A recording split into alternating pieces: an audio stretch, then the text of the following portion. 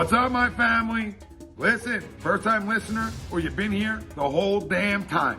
Hit that like, hit that subscribe, giddy up, let's go, enjoy the clip, no notes. Again, it goes back to appreciating greatness when we have it in the city, especially when you look at some of the other teams with the mess we've had to deal with, not only the past handful of months, but years.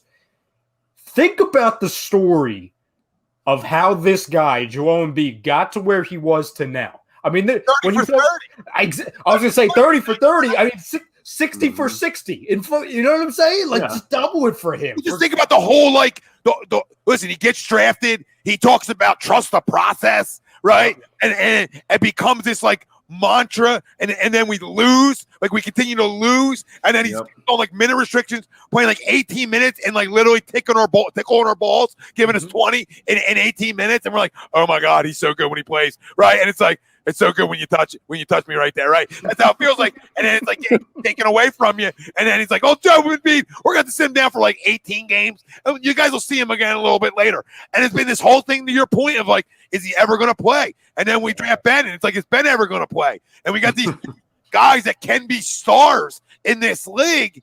And part of it is, you know, I give our fan base a lot of credit for something that I've never given us credit for. Most of us here I've been extremely patient and understand the NBA and have not rushed to run these two the fuck out of town and have actually listened to me and a lot of people that said, give it time. You're telling me they can't play together? Shut the fuck up. Trust the process. Trust it. So now your whole thing you said, right, you get to this point where if this dude actually cuts a net down, if this dude just cuts one net down, you want to talk about a folk here of for the ages? For the ages? Guy fought lions and tigers and bears. Oh, my. And now we're cutting nets down and we're beating the king. We're beating the king, right? Come on. Let's go. I mean, that's a 30 for 30, a 60 for 60, a 90 for 90, a 120 for 120. I don't know what it is, but I would love to do the documentary on how a guy changed a culture. Changed a culture from winning 8 games a year. From winning 8 games a year to go to be an NBA final, an NBA champion. Imagine that. And an MVP. Oh, like I said, he's a combination of like, you can just throw a bunch of centers together. Like I said, he's Tim Duncan's mid-range game. He's Shaquille O'Neal's dominance with his back to the basket, right? I mean, he's Akeem's footwork. I mean, he literally is everything that they said he could possibly be. He is right now. He might even be David Robinson in transition, just not at the Admiral's speed, right? But he can get up and down it. Ain't no question he can't get up and down it. Just not at the Admiral speed, right? Because Admiral was like a 4'4" guy like him, right? He's got like that slow, fat guy jog, but he gets down the floor. Right? So right.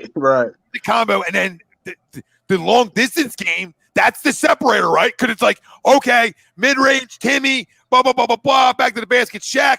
But, like the shot Ryan was talking about, they're taking it into OT. But I can also step behind the line and kill you from 3 at times too. And that's what makes him generational.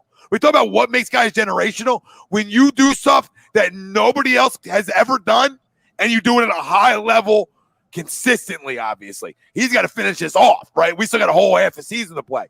But the way it's looking right now, he's everything that trust the process signed up for. Every goddamn thing. Thankful for Sam Hinkie.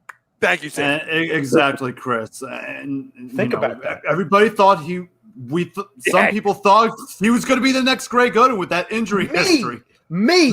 Same here. 5 years ago, I was sitting on these airwaves talking about, I don't think we ever see him. Like, think about that.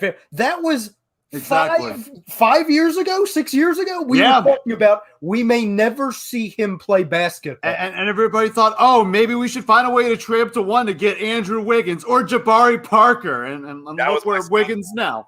And look where Jabari Parker is now. It's crazy.